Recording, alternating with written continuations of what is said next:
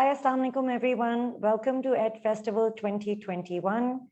Today, in day 2 also, we are really excited to bring wonderful universities from Canada and USA to you, and even better learning sessions.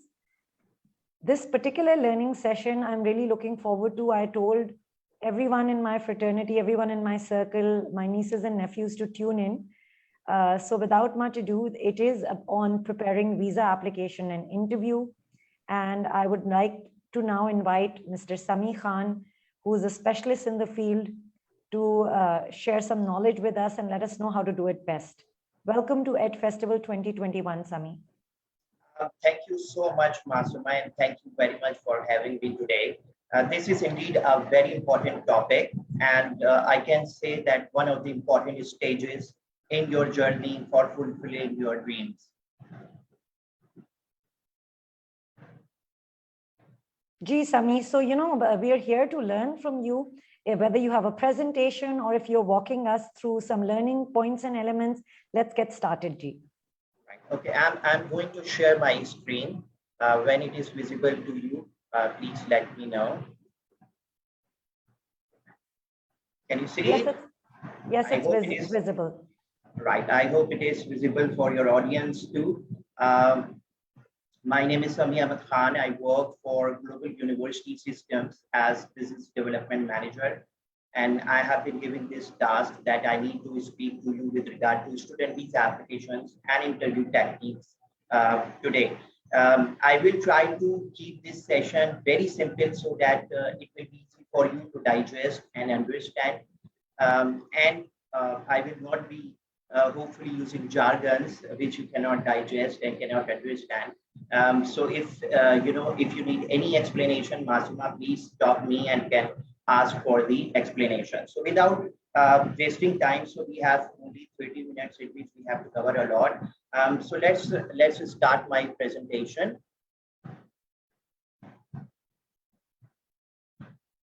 I will start with when to start a student visa application. It's not obviously that you have completed everything and then you are rushing filling your visa application. There is a long journey behind this, which starts with taking the decision that you will be studying abroad. The next qualification you will be studying will be at a different country other than your home country. So when you have taken the decision on that you will be studying abroad, then the first important point which you start considering is what should be the destination where you will be completing the next degree. Most of the times I've experienced that parents choose the destination keeping in mind that they have relatives or family friends in that country, so that in case of any need or emergency, they can take care of their child. Most of the time, students and parents also keep this in mind that what further benefits they can get from that destination which they are choosing with regards to post-study work opportunities, or if you want to stay for a longer period, will that destination offer you or not, and how will it be convenient or easy for you to get that opportunity.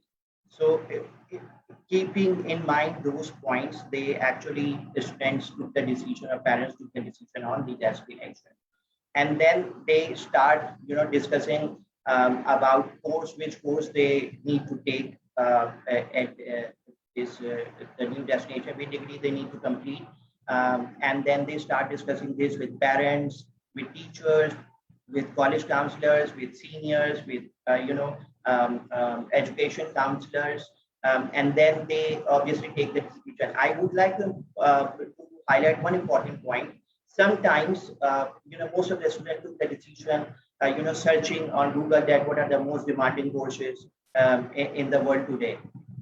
And then they find, for example, artificial intelligence. So they say that we want to do artificial intelligence. So we need to search universities which are offering bachelors in artificial intelligence or masters in artificial intelligence. When I ask them that, why have you chosen this course?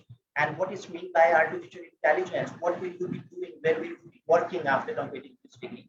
And I find them completely blank.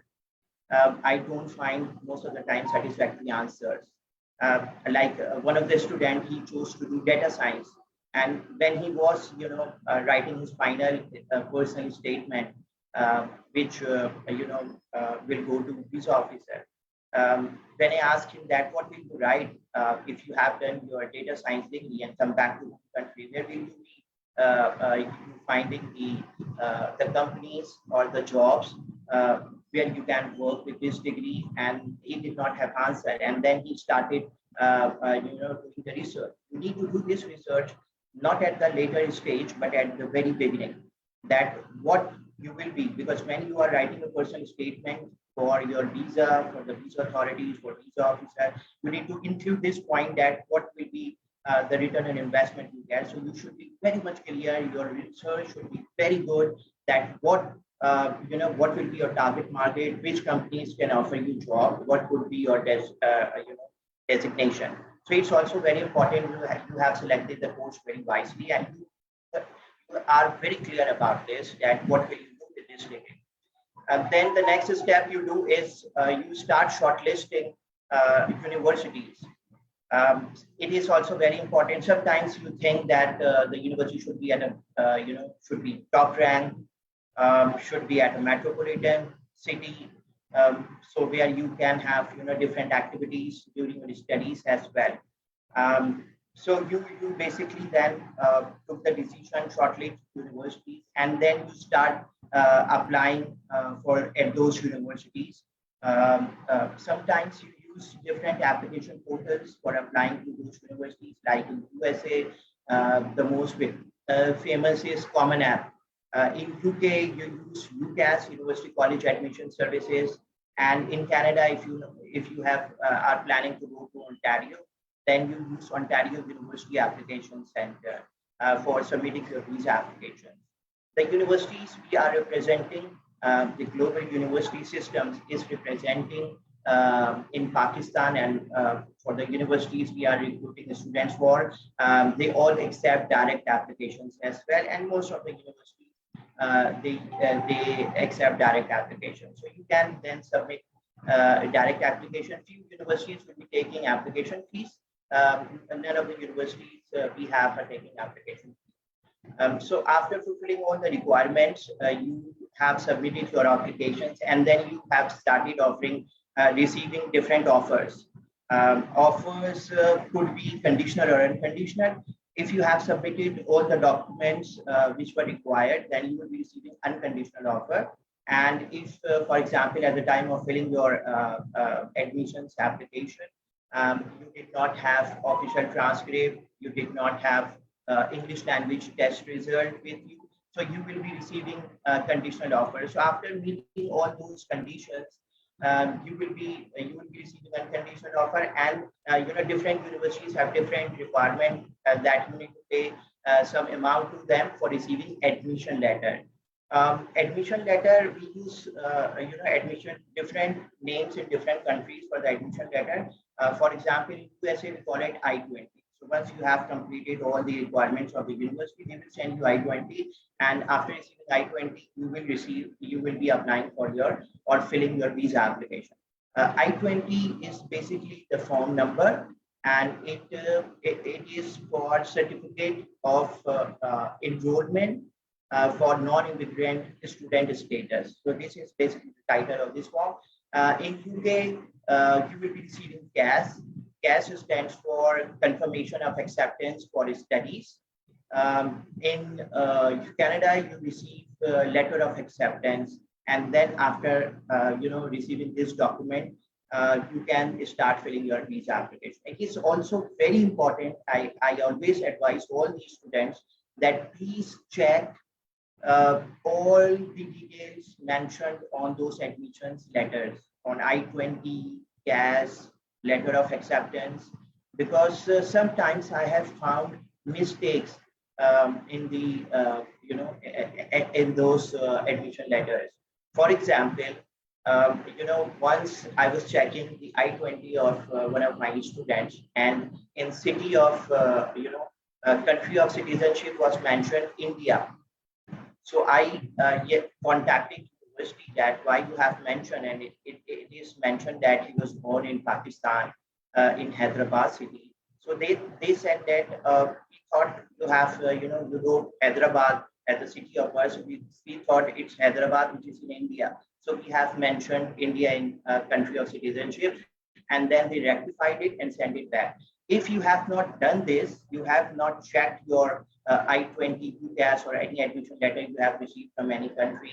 And if it is with any errors or mistakes, and if you have not rectified it at the very initial stage, then this will be one of the problems with you, and this could delay delay your visa application, and then you can receive your visa outcome date. So it's always very important, as and when you have received your admission letters, always please check those documents very carefully. If there is any mistake, which is very rare, but again, you have to check it thoroughly. And if there is any mistake, please rectify it beforehand, so you have you have enough time for submitting your visa application. So those were the points I've included, that when you will be ready for submitting your visa application.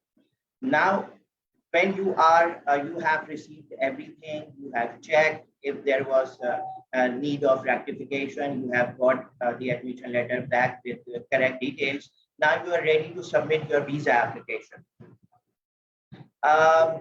So before starting your visa application, you should have all the required documents in hand. And normally, you receive the checklist from your education counselor, and they will be mentioning all the required documents, because different countries have different requirements.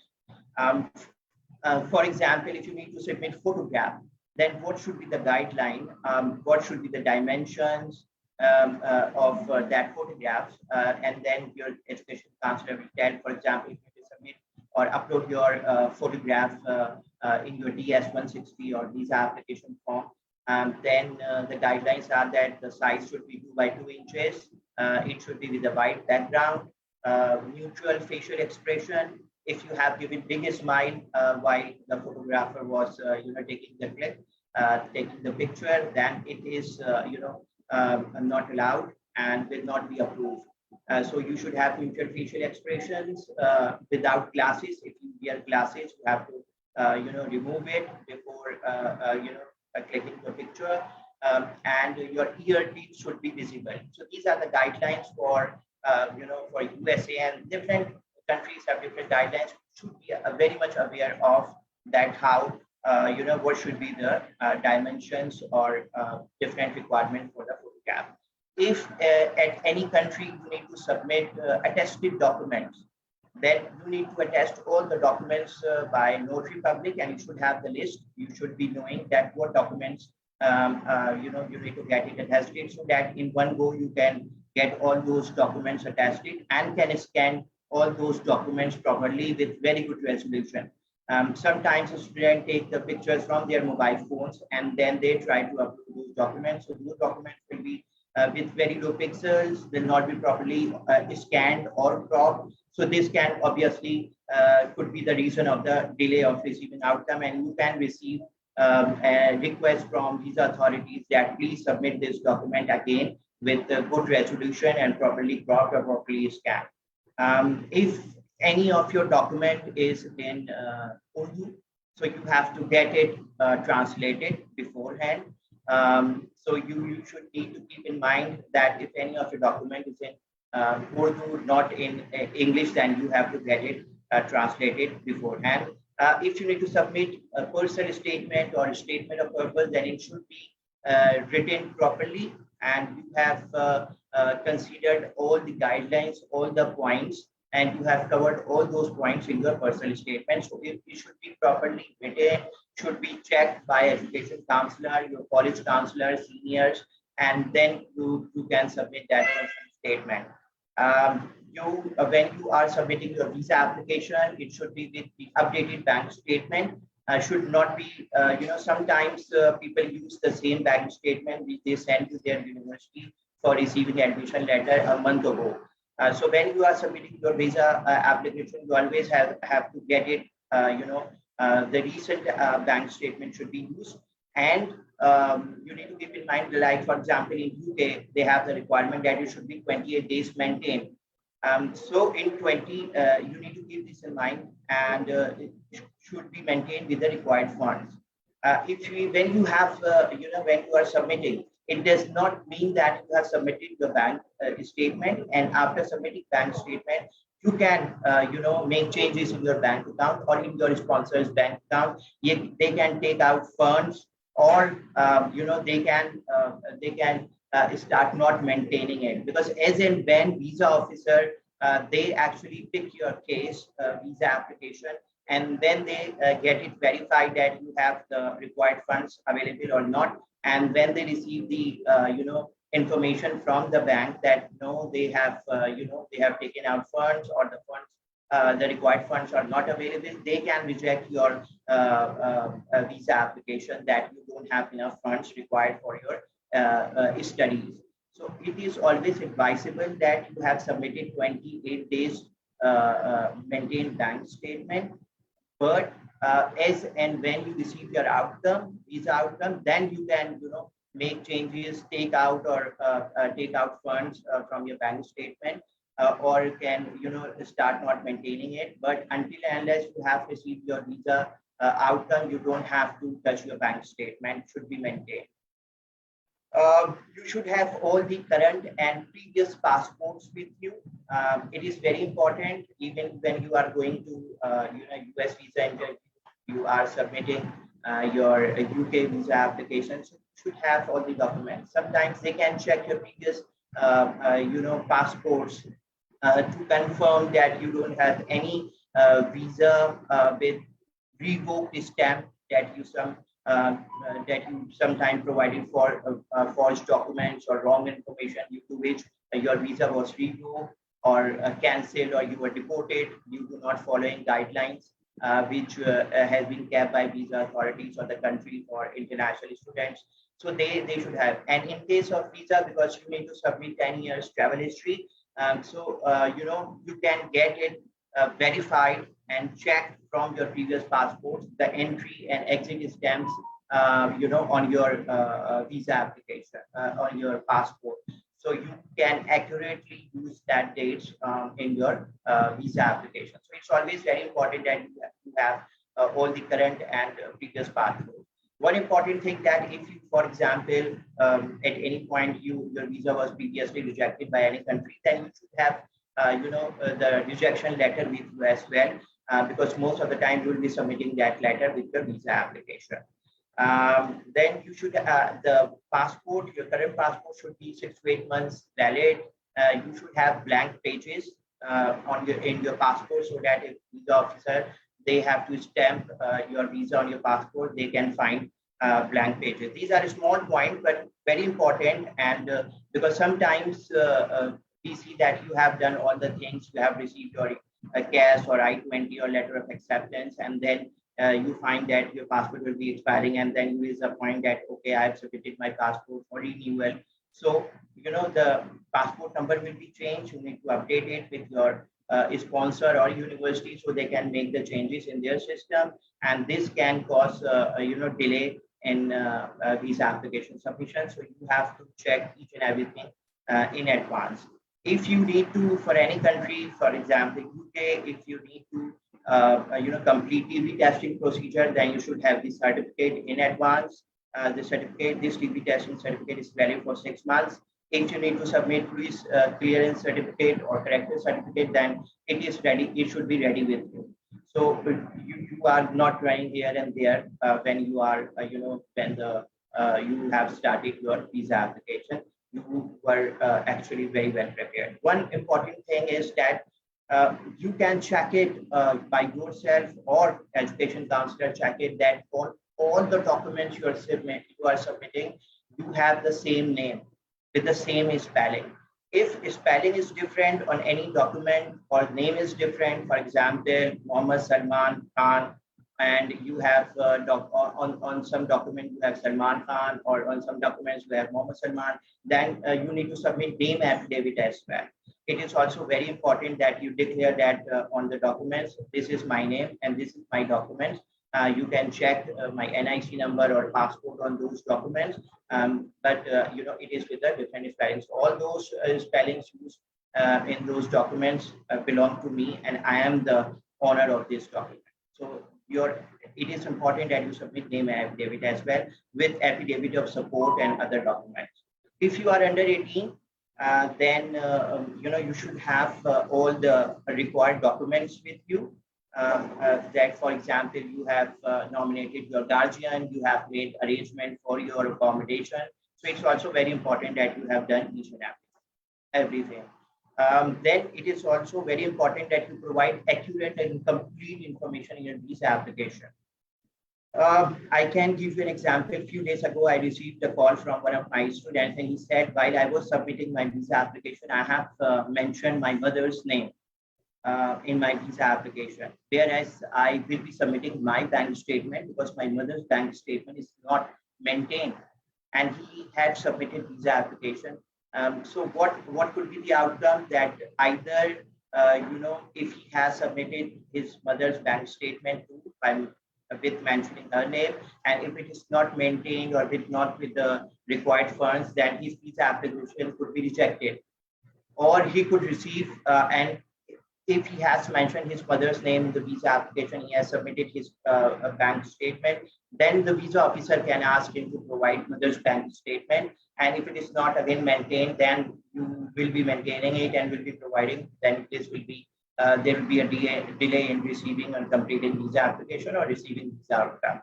So it is always very important. By the way, that student, he withdrew his visa application and submitted his visa application again. So he actually lost £348, which is the visa fees for UK.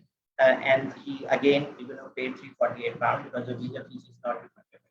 So it's always very important that, and sometimes what you do, when you are reviewing or filling your visa application, you sometimes leave spaces blank or enter wrong information, because at the time when you are filling your visa application, you did not have the application the information available, so you enter the wrong date of birth or wrong information, so that you can go to next page and can complete other information. So it's always very important that you have checked your visa application, and you have before submitting, you have reviewed it. So you can find, and you can, if you are doing this, writing wrong information just for going to the next page, please keep a note somewhere, so that you can review it, that here I entered the wrong date of birth, and I need to make sure that I have now corrected it. So always review your application before submission. It's not only that you are providing accurate information, it is also keeping in mind that what information you have mentioned in your visa applications, because sometimes your visa officer can ask that why did you mention this information in your visa application, and if you did not have any idea, if you did not fill your visa application, if you did not pay attention at the time of completing visa application, then you will be confused. If you are confident, you have reviewed your application, you know each and everything, what has been entered in the visa application, you can very confidently say, sir or madam, I did not submit this information. There must be some confusion or miscommunication. You can please check my visa application again. And this will give very good impression that yes, you are involved, you have done it by yourself, you know each and everything, what information you have entered in your visa application.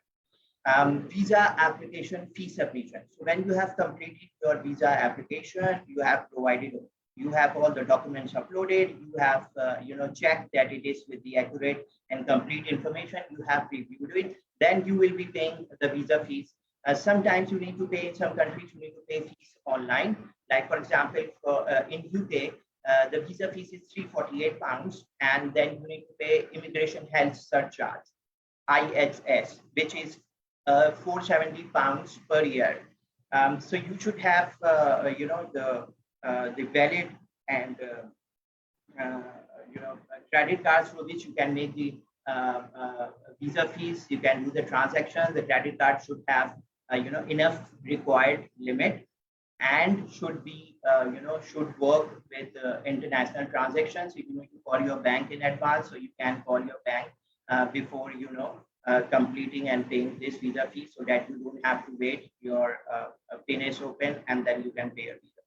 In USA, it's $160, and you need to pay these fees at any Allied Bank branch in Pakistan. They use different, and you can pay these fees in Pak rupees. They use different bookkeeping rate or exchange rate in different stages. Currently, it is 160, so it is 160 into 160, and then you can pay that amount in your Allied Bank branch in Pakistani rupees. So you should be knowing, and I'm just revise and giving importance on this point, and I'm very confident that your education counselor will tell you in advance that what is the visa fee. So you need to bring one or two credit cards so that we can pay the fees accordingly. So these are the points which we need to keep, very important points which you can keep in your when you are completing your visa application. Now you have submitted your visa application. The next stage is visa interview. In USA, you need to take face-to-face visa interview. In UK, it could be a telephonic interview, and in Canada, it could be a telephonic interview as well. So you have to be very much prepared. You should be knowing what you wrote in your or mentioned in your personal statement, so that you can tell the same career plans. If you tell the different career plans to the visa officer, he will be confused that he mentioned this career plans in his personal statement, and now he is telling. It means that something is something is not clear, and he or she can reject your visa application. So please, whenever you have face-to-face visa interview, do attend, reach before the scheduled times. This will leave. For example, if you are reaching just on time, and then you have to clear all the security hurdles they have made at the consulates or embassies. So this will obviously take some time, and when you reach, you will be in a hurry, in a rush. You can be nervous that your time is gone. So what will happen? So always plan this thing accordingly. Your appearance plays very important role when you are present at the embassy or consulate for your visa. Important to, and it includes your outfit, shoes, makeup, or perfume you are wearing, your temperament, your body posture, because visa officer can assess you by your body language, by your communication style, and then they can take the decision in 1 minute time. Yes, Masuma. Yes, Sami, I was really, really enjoying your presentation. But being conscious of time, we have about 4 minutes left. So, if you can summarize and wrap it up. Yeah, I'm just wrapping. So it is always important, and you have to be very much prepared. The education counselor will be advising you that what could be the answers you can be asked by the visa officer. So the important points you need to keep in mind, that you are very much clear about your program. Why have you selected it? Why are you not studying or completing this program in your home country? What ties you have in your home country? So these are some very important points. You have to be very much confident when you are you should be in eye contact with the visa officer, because they can think that if you are providing wrong information or giving a wrong answer, your eye contact will not be the same. You will be looking here and there, and they will understand that no, you are not giving the wrong answer. You are giving not the correct answer. Speak for yourself. Sometimes I have asked that when visa officer asks, why have you chosen this course, and students say that my father is he is also an engineer, and he guided me that I should do this course. In this question, your interest is not expressed. You have to express your interest. Yes, my father is also an engineer. I am very much excited with this course, so that visa officer can think that you're speaking for yourself. It's not your teacher, not your senior, not your parent who have been imposed that you should do this course. because if they have imposed, you go there, then you will be coming back that, oh, sorry, I could not understand, or you will be involved in other activities as well. So it's very important that you speak for yourself and you are very much clear. Always the interview will be in English, and you need to do a lot of rehearsals, practice with your parents, teachers, college counselors, education counselors, so you are very much clear and you can then provide brief and concise answers in a very positive manner. You don't have to be in argument with the visa officer. Even if they have rejected your visa application, you have to be very polite. You have to ask them if they can provide any points or information for which they can consider and can apply again. So these are the very important points which you need to keep this in mind and have to practice a lot before your final interview. Yes, Masum, I hope I have wrapped the session. We have, I think, 1 minute's time. Are there any questions you have received, or I have, included all the questions in my presentation? I think आपकी presentation मैंने खुद बहुत ही तवज्जो से सुनी है, Sami. I think you were comprehensive. You were detail oriented. You focused on all the right areas. We do not have any questions, but we are very happy that a lot of students are tuned in. I can see them tuned in on Facebook Live as well, and in this webinar.